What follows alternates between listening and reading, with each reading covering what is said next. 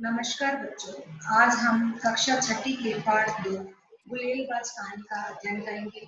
अपनी पिछली क्लास में भी हमने इस कहानी को पढ़ा था, किंतु हम इस कहानी को पूरा नहीं पढ़ पाए थे।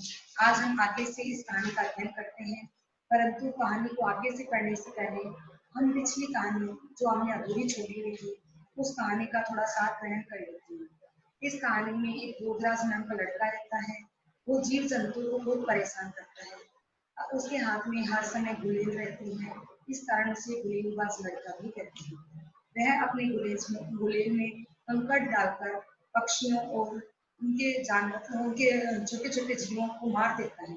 वह पेड़ों के ऊपर चढ़कर घोंसलों में से अंडे निकालकर अंडों को फोड़ देता है। इस प्रकार वह बहुत ही राक्षस वृत्ति का होता है।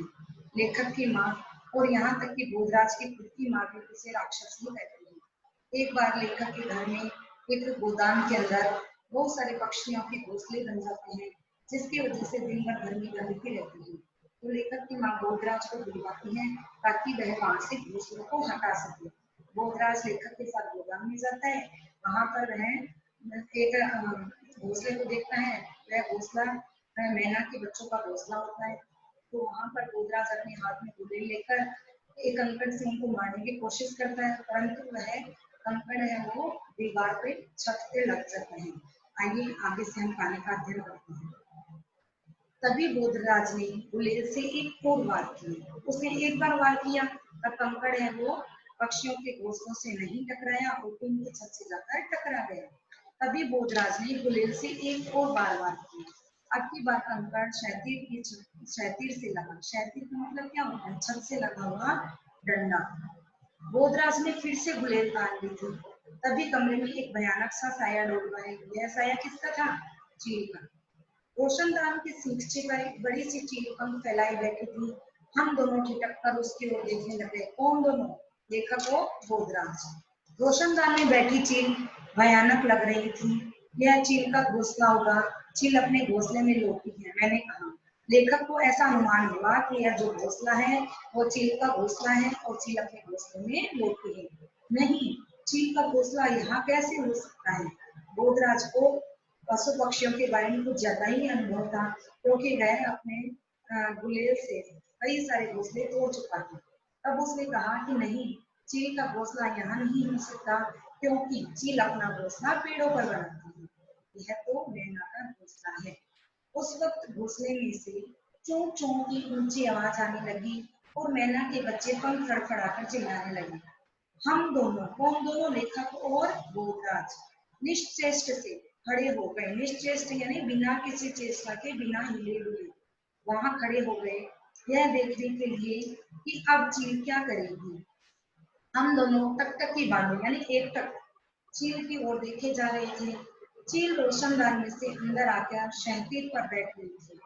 वह अपना छोटा सा सिर हिलाती, कभी दाएं कभी बाएं देखने लगती। मैं चुप था। बोधराज भी न जाने क्या सोच रहा था। अब चील ऐसा क्यों कर रही थी? क्योंकि उसकी निगाह किस पर थी? मैना के छोटे छोटे बच्चों पर। यह यहाँ रोज आती होगी, बोधराज बोला। अब बोधराज है वो उसको बोलता है कि मुझे तो ऐसा लगता है कि यह चील है वो यहाँ पर रोज आती होगी। तभी लेखक को ऐसा शक हुआ, तो लेखक कहता है, अब मेरी समझ में आया कि क्यों फर्श पर जगह जगह पंख और मांस के लोथड़े बिखरे रहते हैं। जरूर हर आए दिन चील घोंसले पर झपट्टा मारती रही होगी।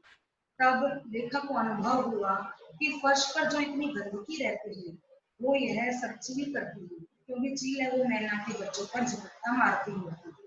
मैं घबरा उठा। मैं मन में बार बार कहता, क्या फर्क पड़ता है अगर चील मैना के बच्चों को मार डालती है या बोधराज अपने गुलेल से उन्हें मार डालता है। अगर चील नहीं आती तो इस वक्त उस बोधराज ने मैना का घोंसला नोच भी डाला होता। अब यहाँ पर लेखक अपने मन में अपने आप से ये प्रश्न करते हैं कि अगर यहाँ पर यह चील आकर बच्चों को नहीं मारती तो क्या फर्क पड़ता? बोधराज अपने गुलेल का निशाना बना लेता। तभी बोधराज ने गुलेल उठाई और सीधा निशाना चील पर बांध दिया।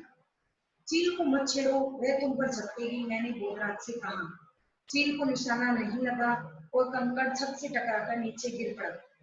वो चील ने अपने बड़े बड़े पंख फैलाए और नीचे सिर किए घूरने लगी। किसको घूरने लगी? वो बोधराज को, क्योंकि बोधराज ने उसके ऊपर कंकड़ मारा था। चलो यहाँ से निकल चले, मैंने डर कर कहा। लेखक ने डरकर बोधराज से कहा कि चलो अब यहाँ से निकलना चाहिए। नहीं, हम चले गए तो चील बच्चों को खा जाएगी। अब बोधराज वो वहां से जाने के लिए मना कर देता है और उसके मुख से अनायास ही ऐसे शब्द गूंज पड़ते हैं कि चील है वो बच्चों को खा जाएगी। उसके मुंह से ऐसे करुणा भरे शब्द सुनकर लेखक को बड़ा ही अटपटा लगता है। स्वयं ही को घोंसला तोड़ने के लिए गुलेल उठा लाया था। अब उसे लेखक को आश्चर्य होता है कि यह स्वयं ही तो घोंसला तोड़ने के लिए आया था और अभी इसके मुंह से अचानक ऐसे करुणाजनक शब्द कैसे निकले। बोधराज ने झट से गुलेल मुझे थमा दी और जेब से 5-7 कंकड़ निकाल कर मेरी हथेली पर रख दिया। अब बोधराज लेखक को अपनी गुलेल थमा देता है और कंकड़ थमा देता है कि तुम चील पर गुलेल चलाते जाना और उसे बैठने मत देना, उसने कहा और स्वयं भागकर दीवार के साथ रखी मेज को फर्श के बीचों बीच लाने लगा। लेखक गुलेल चलाना नहीं जानता था। 2 बार उसने कंकड़ रखकर गुलेल चलाई, लेकिन इसी बीच गोदाम की दूसरी सहती पर चील जा बैठी थी।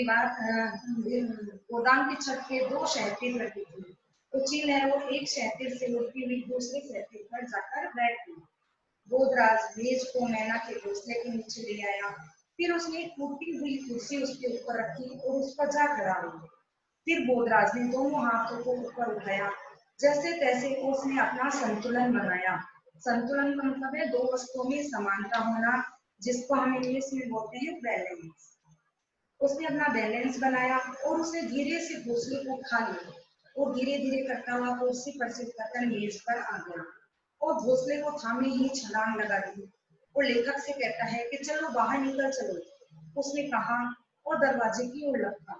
गोदाम में से निकलकर ये दोनों गैराज में आ गए। गैराज में एक बड़ा दरवाजा था और दीवार में एक छोटा सा झरोखा लगा हुआ था। यहाँ पर चील नहीं पहुंच सकती थी। बोधराज ने कहा और इधर उधर देखने लगा था।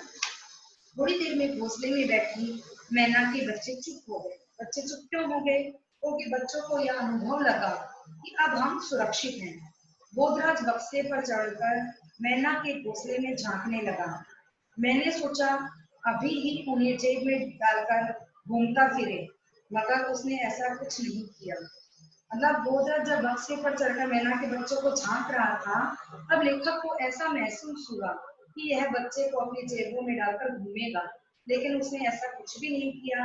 वह देर तक घोंसले के अंदर झांकता रहा और फिर बोला कि थोड़ा पानी लाओ, इन्हें शायद प्यास लगी है, इनकी चोंच में बूंद बूंद पानी डालेंगे। मैं बाहर गया और एक कटोरी में थोड़ा सा पानी ले आया।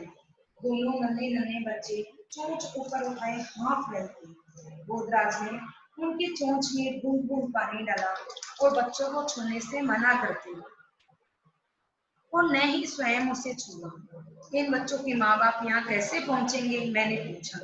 अब लेखक है वो बोधराज से पूछता है कि इन बच्चों के माता पिता इन तक कैसे पहुंच पाएंगे? वे इस झरोखे में से आ जाएंगे, वे अपने आप इन्हें ढूंढ लेंगे। दूसरे दिन जब बोधराज मेरे घर आया तो न तो उसके हाथ में गुलेल थी और न जेब में कंकड़, बल्कि जेब में बहुत सा चुग्गा भरकर लाया था। चुग्गा मतलब क्या होता है? चिड़ियों का दाना। और हम दोनों देर तक मैना के बच्चे को चुग्गा डालते रहे और उनके करतब देखते रहे। करतब का मतलब क्या होता है? खेल। इस प्रकार बोधराज का हृदय परिवर्तन हो जाता है और उसके मन में पशु पक्षियों के प्रति प्रेम की भावना अनायास ही उमड़ पड़ती है। आइए अब हम इस पाठ के कुछ अभ्यास प्रश्नों का अध्ययन करते हैं। बोधराज तथा लेखक का क्या संबंध है? मौखिक प्रश्नों में देखिए, बोधराज तथा लेखक का क्या संबंध है? बोधराज और लेखक का संबंध सहपाठी का है, दोनों सहपाठी हैं। सहपाठी का क्या होता है? साथ में पढ़ने वाला। बोधराज को गुलेलबाज क्यों कहा है? क्योंकि बोधराज के हाथों में हर समय गुलेल रहती थी। लेखक की माँ बोधराज को क्या कहती थी? लेखक की माँ बोधराज को राक्षस कहती थी। आइए नीचे बोधराज के स्वभाव से कुछ संबंधित वाक्य अपने को दिए गए हैं। यहाँ पर सही और गलत का निशान लगाना है। वह बुद्धिमान था, रॉन्ग। वह बहुत जालिम था, राइट। वह बहुत साहसी था, राइट। वह बहुत अच्छा निशानेबाज था, राइट। वह बहुत पशु पक्षियों से प्रेम करता था, रॉन्ग। पक्षियों के बारे में उसे अच्छा ज्ञान था, राइट। उसके सहपाठी उसके मित्र बनना चाहते थे, रॉन्ग। उसके मन में करुणा छिपी हुई थी, राइट। रिक्त स्थान भरी। घर के पिछले हिस्से में एक बड़ा था, क्या था? गोदाम। वह बड़े चाव से छत के नीचे के घोंसले की ओर देख रहा था। किसके घोंसले की ओर देख रहा था? मैना के घोंसले की ओर। तभी बोधराज ने निशाना पर बांध दिया। किस पर निशाना बांध दिया? चील पर। नेक्स्ट देखिए, वह जेब में बहुत सा भरकर लाया था। क्या भरकर लाया था? चुग्गा। गोदाम से निकलकर हम आ गए। कहाँ आ गए? गैराज। अब देखिए, निम्नलिखित संवाद को पढ़कर दिए गए प्रश्नों के उत्तर दीजिए। संवाद का मतलब होता है बातचीत। यहाँ पर दो लाइनें अपनी दी गई हैं, उनको पढ़कर हम प्रश्नों का उत्तर देंगे। चलो यहाँ से निकल चले। नहीं, हम चले गए तो चील बच्चों को खा जाएगी। पहला संवाद यानी पहली लाइन किसने किससे कही है? पहली लाइन लेखक ने बोधराज से कही है। सेकंड देखिए, वह कहाँ से निकलने की बात कर रहा है और क्यों? वह गोदाम से निकलने की बात कर रहे हैं क्योंकि चील उन पर झपट्टा मार रही थी। नंबर थर्ड, उसे अपनी बात का उत्तर सुनकर अटपटा क्यों लगा? उसे अपनी बात का उत्तर सुनकर अटपटा इसलिए लगा क्योंकि बोधराज हमेशा पक्षियों को मारता ही रहता था। पहली बार उसने पक्षियों की सुरक्षा की बात कही। दोनों ने बच्चों के साथ क्या किया? दोनों बच्चों को गोदाम से निकाल कर गैराज में ले गए और उन्हें पानी पिलाया। अब आइए देखिए, व्याकरण जनित प्रश्नों का अध्ययन करते हैं। भाषा और व्याकरण। नीचे कुछ पक्षियों के नाम और सामने उनकी बोली दी गई है। हमें उन्हें आपस में मिलाना है। तोता। तोता कैसी आवाज करता है? टें टें। कौवा। कौवा कैसी आवाज करता है? काव काव। चिड़िया। चिड़िया कैसी आवाज करती है? ची ची। कोयल। कोयल कैसी आवाज करती है? कुहू कुहू। नेक्स्ट देखिए, मुर्गा। मुर्गा कैसी आवाज करता है? कुड़ू कू। आइए, पाठ के आधार पर निम्नलिखित वाक्यों में उचित सर्वनाम भरते हैं। सबसे पहले तो ये देखिए कि सर्वनाम होता क्या है। जो शब्द संज्ञा के स्थान पर काम में लाए जाते हैं उन्हें हम सर्वनाम कहते हैं। जैसे मैं, तुम, हम, मेरा, तुम्हारा, उसका, उसकी। नंबर 10, बोधराज सहपाठी था। मेरा। लेखक की जगह क्या शब्द आया है? मेरा। तो मेरा शब्द किसके स्थान पर आया? लेखक के स्थान पर। तो मेरा शब्द क्या है? सर्वनाम शब्द। नंबर 10, सारा वक्त हाथ में गुलेल रहती। किसके हाथ में? उसके हाथ में। उसके किसके? बोधराज के। तो बोधराज संज्ञा शब्द है। संज्ञा शब्द की जगह जो काम में लिए गए शब्द है वो सर्वनाम शब्द। तो यहाँ पर उसके शब्द है वो सर्वनाम शब्द। जब तक वह घोंसलों को तोड़ फोड़ नहीं डालता, चैन नहीं मिलता। अब यहाँ पर वह शब्द सर्वनाम शब्द है। शायद उसे मालूम हो गया था कि यहाँ अच्छा शिकार मिलेगा। उसे उसे किसे? बोधराज। मैंने बोधराज की ओर देखा तो उसने गुलेल संभाली। अब मैंने और उसने, यहाँ पर मैंने शब्द किसके लिए आया है? लेखक। बोधराज की ओर देखा तो किसने गुलेल संभाली? बोधराज ने। नीचे देखिए, निर उपसर्ग से कुछ शब्द बनाइए। सबसे पहले तो ये देखिए उपसर्ग होता है जो शब्दांश किसी मूल शब्द के आगे जोड़कर उसके अर्थ में परिवर्तन ला देते हैं तो उसे हम क्या कहते हैं? उपसर्ग कहते हैं। अब फर्स्ट देखिए, भय। भय का मतलब क्या होता है? डर लगना। अब इसके आगे निर लग गया तो क्या बन गया? निर्भय, यानी जिसको डर नहीं लगे। तो शब्द के अर्थ में क्या आ गया? परिवर्तन। निर्मोह। मीह प्लस मोह अर्थात निर्मोह, जिसको किसी चीज का मोह नहीं है। मीह प्लस मल। मल का मतलब क्या होता है? दूषित। निर्मल। निर्मल का मतलब क्या होता है? साफ सुथरा। मीह प्लस दोष। निर्दोष। दोष का मतलब जो दोष करता है। निर्दोष यानी जिसका किसी चीज में कोई दोष नहीं है। नीचे देखिए, इन विराम चिन्हों के नाम लिखकर नीचे दिए गए वाक्यों में इनका उचित प्रयोग कीजिए। सबसे पहले देखिए कोमा। किसको हम कहते हैं? अल्प विराम। उसके नीचे देखिए जो लाइन दिख रही है आपको, इसे कहते हैं पूर्ण विराम। डबल इन्वर्टेड कोमास, इसको हम कहते हैं दोहरा उद्धरण चिन्ह। नीचे देखिए एक्सक्लेमेटरी साइन, जिसको हम कहते हैं विस्मयादि बोधक। इस प्रकार हमने आज का पाठ पढ़ा। आप इस पाठ के मूल उद्देश्य को समझ गए होंगे। हमने भाषा और व्याकरण में सर्वनाम और उपसर्ग का भी अध्ययन किया, आप इसको भी समझ गए होंगे। अच्छा, अभी आप सब इसको वापस से रिवाइज कीजिए। धन्यवाद।